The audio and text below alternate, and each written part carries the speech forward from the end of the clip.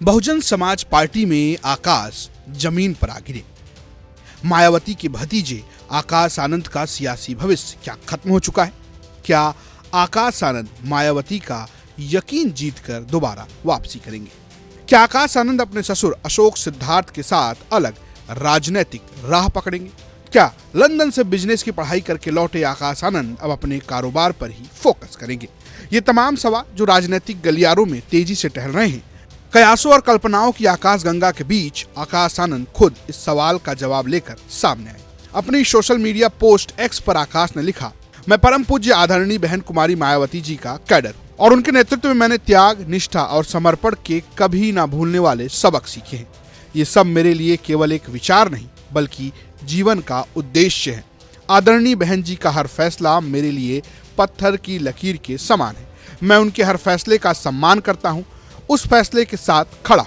आदरणीय बहन कुमारी मायावती जी द्वारा मुझे पार्टी के सभी पदों से मुक्त करने का निर्णय मेरे लिए व्यक्तिगत रूप से भावनात्मक लेकिन साथ ही अब एक बड़ी चुनौती भी है। परीक्षा कठिन है और लड़ाई लंबी है।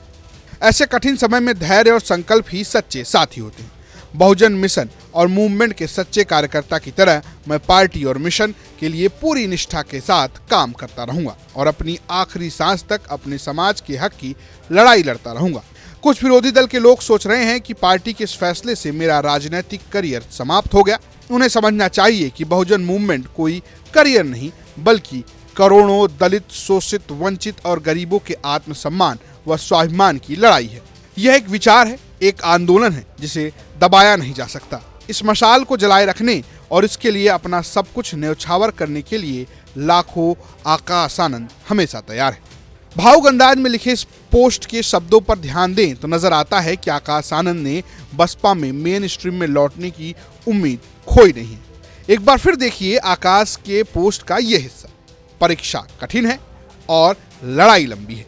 ऐसे कठिन समय में धैर्य और संकल्प भी सच्चे साथी होते हैं। बहुजन मिशन और मूवमेंट के एक सच्चे कार्यकर्ता की तरह मैं पार्टी और मिशन के लिए पूरी निष्ठा से काम करता रहूंगा और अपनी आखिरी सांस तक अपने समाज के हक की लड़ाई लड़ता रहूंगा। यानी फिलहाल चुपचाप अपने काम करते हुए आकाश आनंद मायावती का गुस्सा ठंडा होने या कहें उनका यकीन जीतने का इंतजार करेंगे।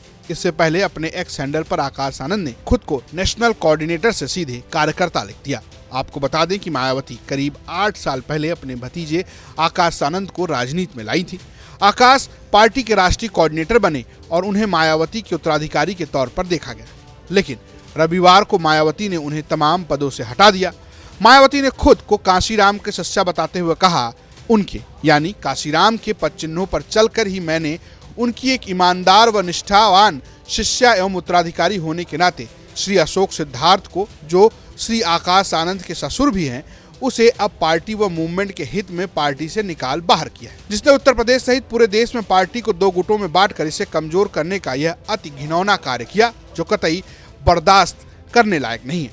और ये सब उनके लड़के की शादी में भी देखने को मिला है। जहां तक इस मामले में श्री आकाश आनंद का सवाल है तो आपको मालूम है कि श्री अशोक सिद्धार्थ की लड़की के साथ इनकी शादी हुई है और अब श्री अशोक सिद्धार्थ को पार्टी से निकालने के बाद उस लड़की पर अपने पिता का कितना प्रभाव पड़ता है तथा आकाश पर उस लड़की का कितना प्रभाव पड़ता है, तो ये सब भी अब हमें काफी गंभीरता से देखना होगा, जो अभी तक कतई भी पॉजिटिव नहीं लग रहा है।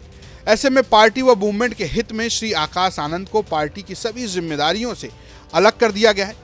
इसके लिए पार्टी नहीं बल्कि पूर्ण रूप से इसका ससुर श्री अशोक सिद्धार्थ ही जिम्मेदार है तथा जिसने पार्टी को नुकसान पहुंचाने के साथ साथ श्री आकाश आनंद के पॉलिटिकल करियर को भी खराब कर दिया।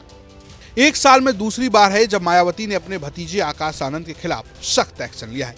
आकाश पर कार्रवाई के लिए बसपा प्रमुख ने पूरी तरह से उनके ससुर और बसपा के राज्यसभा सांसद रहे अशोक सिद्धार्थ को जिम्मेदार ठहराया। अशोक सिद्धार्थ को मायावती पिछले महीने पार्टी से बाहर कर चुकी है। आकाश आनंद पर इस बड़ी कार्रवाई के बाद मायावती के विरोधी आरोप लगा रहे हैं कि वो बसपा को खत्म करने पर तुली है। ऐसे में देखना बेहद दिलचस्प होगा कि आने वाले दिनों में वो इस भूचाल से पार्टी को संभालकर कैसे पटरी पर लाती है। ब्यूरो रिपोर्ट, यूपी तक।